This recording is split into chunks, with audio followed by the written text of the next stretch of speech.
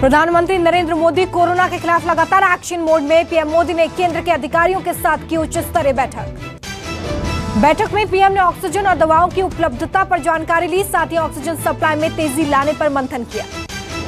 बैठक में अधिकारियों ने पीएम को बताया कि अप्रैल के आखिर तक देश में रोजाना 9,250 मीट्रिक टन ऑक्सीजन बनाई जाएगी। दिल्ली में ऑक्सीजन संकट को लेकर हाईकोर्ट ने दिल्ली सरकार को लगाई कड़ी फटकार। कोर्ट ने कहा आपका सिस्टम पूरी तरह फेल। हाईकोर्ट ने कहा कि अगर आपके अधिकारी सिचुएशन को नहीं संभाल सकते हैं तो हमें बताइए, हम केंद्र के अधिकारियों को लगाएंगे।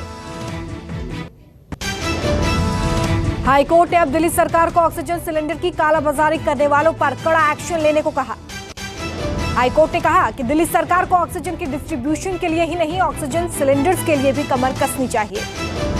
हाईकोर्ट ने कहा कि आप पर हमारा विश्वास हिल गया है। कोर्ट ने दिल्ली सरकार से आज 10 बजे तक हलफनामा दायर करने को कहा। हलफनामे में दिल्ली सरकार को राजधानी में ऑक्सीजन रिफिलर्स की जानकारी भी देनी होगी। हाईकोर्ट ने ऑक्सीजन की कमी से दिल्ली के अस्पताल और नर्सिंग होम में मारे गए मरीजों की जानकारी मांगी है। 4 दिन में देनी होगी जानकारी। कोरोना पर सुप्रीम कोर्ट में सुनवाई। कोर्ट ने सरकार से पूछा मौजूदा संकट पर नेशनल प्लान क्या है, क्या वैक्सीनेशन ही विकल्प। कोर्ट ने पूछा कि वैक्सीनेशन फॉर ऑल के लिए कितनी वैक्सीन की जरूरत, वैक्सीन के दाम अलग अलग क्यों तय किए जा रहे हैं। सुप्रीम कोर्ट ने पूछा कि ऑक्सीजन की जरूरत आंकने और दवाओं की कमी को पूरा करने के लिए क्या किया गया। कोर्ट ने कहा कि राष्ट्रीय आपदा के समय हम सब मूक दर्शक नहीं बने रह सकते, जब भी हमें जरूरत महसूस होगी हम दखल देंगे। कोर्ट ने कहा कि हम सिर्फ कोरोना से जुड़े राष्ट्रीय मुद्दों पर सुनवाई करेंगे। हाईकोर्ट अपना काम करता रहेगा। अगली सुनवाई 30 अप्रैल को। कोरोना वायरस के खिलाफ टीकाकरण अभियान का रजिस्ट्रेशन आज से शुरू होने जा रहा है। केंद्र सरकार ने जारी किया बयान। अभियान का तीसरा चरण 1 मई से। इस चरण में 18 साल से ऊपर के लोगों को लगाया जाएगा टीका। रजिस्ट्रेशन की प्रक्रिया आज शाम 4 बजे से शुरू होगी। 18 साल से 44 साल आयु वर्ग के लोग आरोग्य सेतु ऐप कोविन पोर्टल पर रजिस्ट्रेशन करवा सकते हैं। ऑनलाइन रजिस्ट्रेशन अनिवार्य होगा। महाराष्ट्र में सीएम उद्धव ठाकरे ने आज कैबिनेट की बैठक बुलाई। बैठक में टीकाकरण पर चर्चा होगी।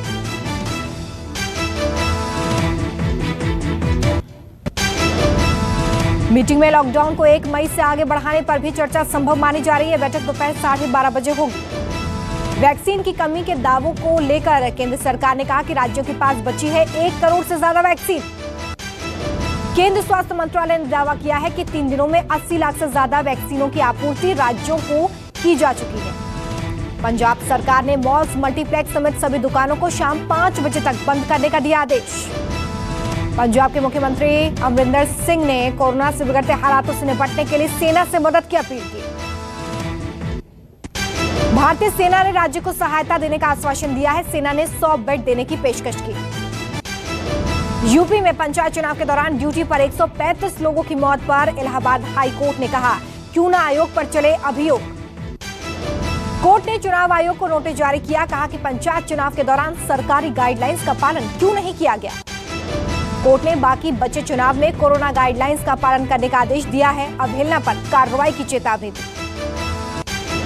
कोरोना कहर के बीच चुनाव आयोग का बड़ा फैसला। चुनाव आयोग ने 2 मई को विजय जुलूस पर लगाया बैन। कोरोना के बढ़ते संकट के बीच चुनाव आयोग का सख्त फैसला। बिना जश्न के 2 लोग ही जीत का सर्टिफिकेट लेने जा पाएंगे। 2 मई को 5 राज्यों के चुनाव नतीजे आने वाले हैं, जिसमें पश्चिम बंगाल, तमिलनाडु, असम, केरल और पुडुचेरी शामिल है। कोरोना की बढ़ती महामारी के बीच झारखंड के मुख्यमंत्री हेमंत सोरेन ने स्वास्थ्य कर्मियों को 1 महीने का अतिरिक्त वेतन देने का ऐलान किया।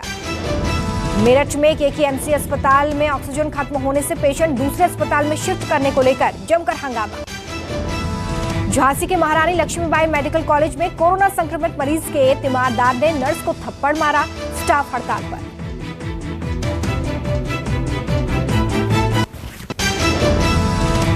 दिल्ली के अपोलो अस्पताल में कोरोना के मरीज को आईसीयू बेड नहीं मिला। गुस्साए परिजनों ने अस्पताल पर किया हमला।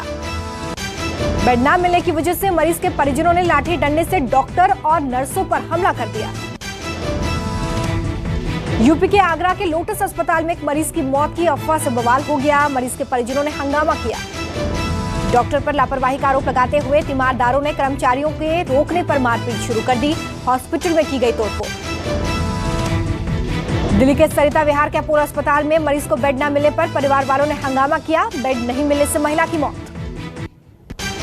देश में कोरोना की रफ्तार बरकरार। पिछले 24 घंटे में 3,23,144 नए मामले, 2771 लोगों की मौत। दिल्ली में कोरोना का बड़ा विस्फोट। पिछले 24 घंटे में 24,149 नए मामले, 381 लोगों की मौत।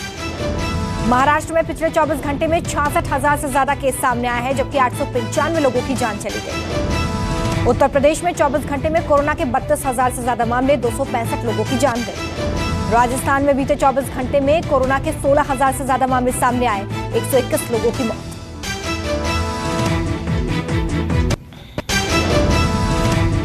यूपी की गाजियाबाद पुलिस ने रेमडेसिविर इंजेक्शन की कालाबाजारी करते न्यूरो सर्जन और उसके 2 साथियों को गिरफ्तार किया।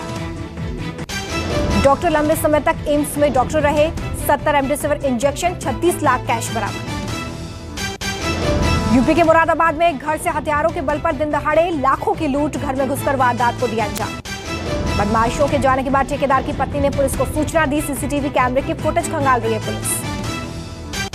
मेरठ में रेमडेसिविर इंजेक्शन की कालाबाजारी करने वाले 3 लोग अरेस्ट। बाजार में 35,000 का बेच रहे थे इंजेक्शन।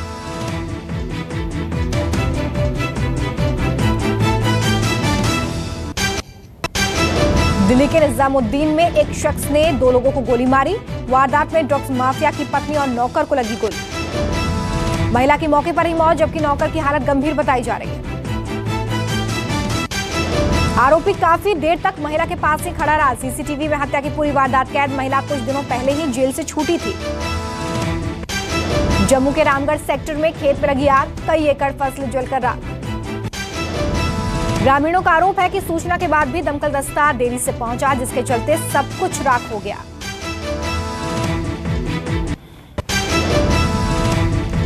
मैनकाइंड फार्मा ने भी बढ़ाया मदद का हाथ। कोरोना योद्धाओं के परिवार वालों को देगी 100 करोड़ रुपए की आर्थिक मदद। रेलवे ने मुंबई और दिल्ली से बिहार और उत्तर प्रदेश के लिए शुरू की कई स्पेशल ट्रेन। कोरोना की दूसरी लहर के बीच घर जाने वालों को नहीं होगी कोई दिक्कत। टाटा स्टील ने मेडिकल ऑक्सीजन आपूर्ति बढ़ाई। अब हर दिन उपलब्ध कराएगी 600 टन ऑक्सीजन। एविएशन मिनिस्ट्री का फैसला, 31 मई तक घरेलू उड़ानों का किराया नहीं बढ़ेगा। आरबीआई ने बैंकों के एमडी और सीईओ का कार्यकाल 15 साल किया तय, जारी किया आदेश। एक्टर कुमुद मिश्रा कोरोना संक्रमित, सांस लेने में परेशानी के बाद रीवा के अस्पताल में एडमिट। एक्ट्रेस हिना खान को हुआ कोरोना, सोशल मीडिया पर दी जानकारी, खुद को किया होम क्वारंटाइन। मशहूर वैज्ञानिक होमी भाभा का रोल निभाएंगे सैफ अली खान। रिलायंस एंटरटेनमेंट प्रोडक्शन ने जारी किया टाइटल। राधे का गाना सिटी मार हुआ रिलीज। तेलुगु फिल्म के हिट गाने का रीमेक है सिटी मार। सलमान खान ने गाने के लिए अल्लू अर्जुन को कहा शुक्रिया। दंगल फेम एक्ट्रेस फातिमा सना शेख ने सोशल मीडिया से लिया ब्रेक, इंस्टा स्टोरी पर लिखा। कुणाल खेमू ने गाने में बयां किया कोरोना महामारी का दर्द। एक्टर के छलके आंसू, वीडियो वायरल।